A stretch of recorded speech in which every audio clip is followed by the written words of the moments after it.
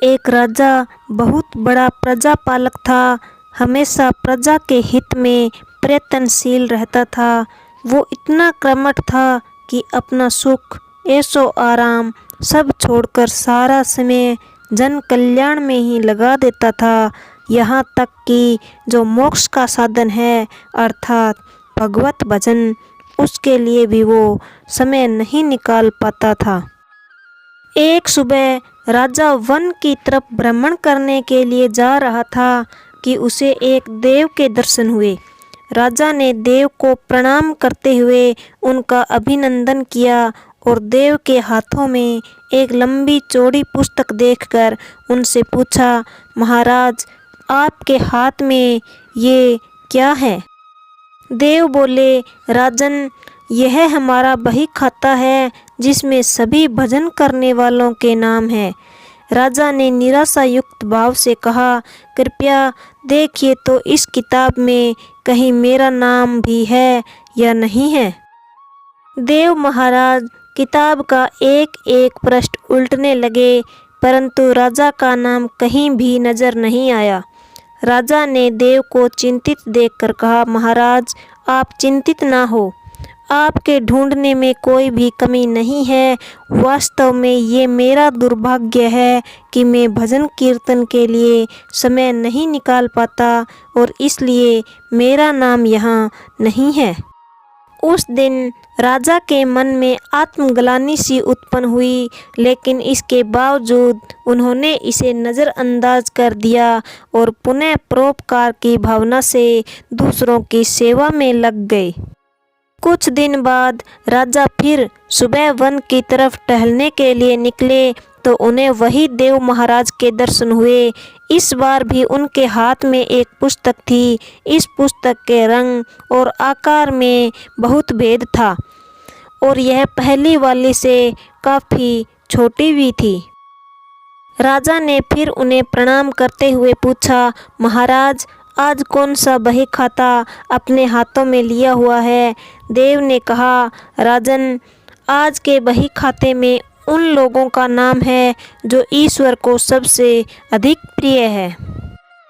राजा ने कहा, कितने भाग्यशाली होंगे वे लोग, निश्चित ही वो दिन रात भगवत भजन में लीन रहते होंगे।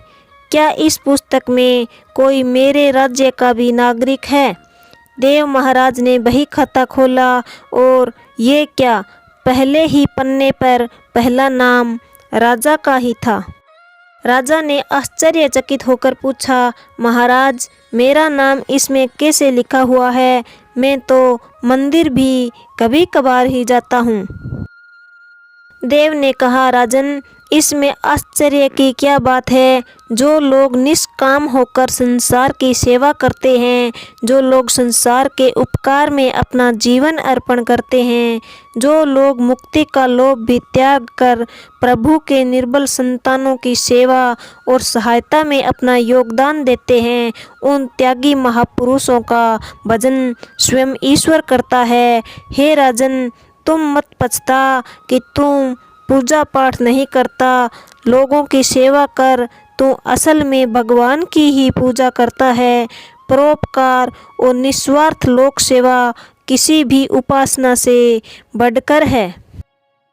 देव ने वेदों का उदाहरण देते हुए कहा, कुर्वन् देवेः कर्माणि जिजीविषेचनं समा एवंत वा न्यायतो अस्ति वह कर्म लिप्यते नरे। अर्थात कर्म करते हुए 100 वर्ष जीने की इच्छा करो तो कर्म बंधन में लिप्त हो जाओगे। राजन, भगवान दीन दयालु है, उन्हें खुशामद नहीं भाती बल्कि आचरण भाता है। सच्ची भक्ति तो यही है कि परोपकार करो, दीन दुखियों का हित साधन करो, इनकी यथाशक्ति सहायता और सेवा करो, और यही परम भक्ति है।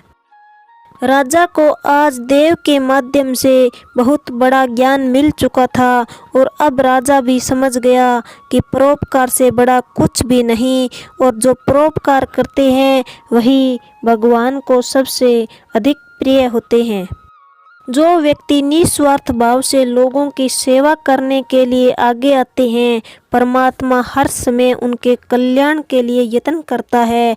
हमारे पूर्वजों ने कहा है, परोपकाराय पुण्याय भवति, अर्थात दूसरों के लिए जीना, दूसरों की सेवा को ही पूजा समझकर कर्म करना, परोपकार के लिए अपने जीवन को सार्थक बनाना ही सबसे बड़ा पुण्य है। और जब आप भी ऐसा करेंगे तो स्वतः ही आप वो ईश्वर के प्रिय भक्तों में शामिल हो जाएंगे।